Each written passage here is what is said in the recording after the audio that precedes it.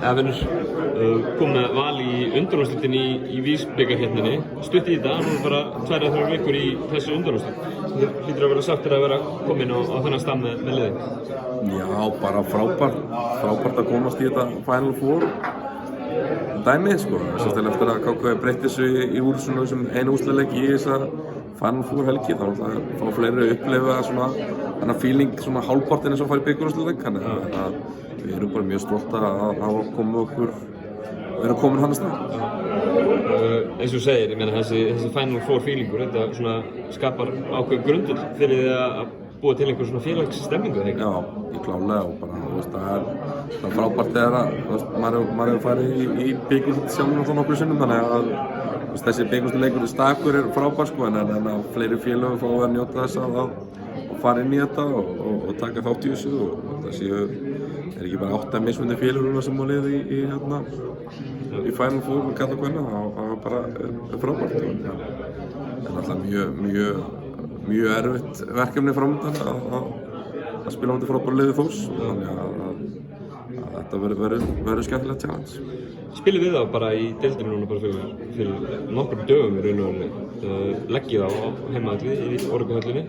Er þetta ekki bara annað sigur fyrir Val? Við stefnum alltaf á það.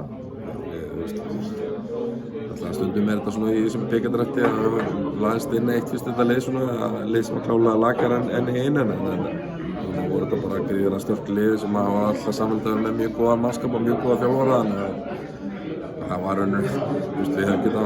það hefur ekki skipt einu máli hvernig drátturum færi. Við vissum að við þurftum að fara í gegnum gott lið undanúrslit meðan við ætlum í úrslitin, þannig að við náttúrulega gerum bara eins heiðarlega allir og við getum að leggja þetta á Þórslið sem er frábærlega mannað og átti ekki sem besta dag á móti okkur síðast, þannig að þeir verða mjög erfiðari þessu leik heldur voru síðast.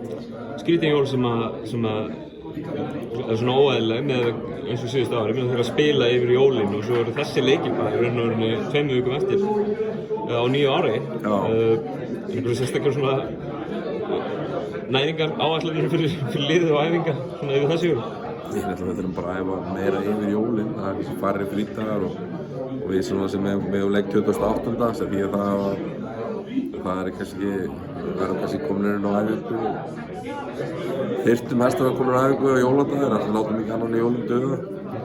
En þetta er bara skemmtilegt svona að setja upp með þessa derbyviku sem að KK er búinn að setja upp og ég held að ef ástandið í þjóðfélaginu er öðruvísi að það væri ekki þessar takmarkanir á áhorfendur, þá væri við bara að sjá full hús í öllum húsum. Þannig að ég held að þetta sé skemmtileg hlutur. Ég er ekki að hrifinn á að bikarinn í janúar, mér fannst betra að vera í febrúar, mér finnst oft janúarmánuð fara svolítið í að leyfa liðinu svolítið að svona gera leikmennir búin að klára fyrir loka átökin. Þannig að við tökum því bara eins og öll önnur lið og þetta sé ekkert verða fyrir okkur undanleikurinn. Frábært, takk.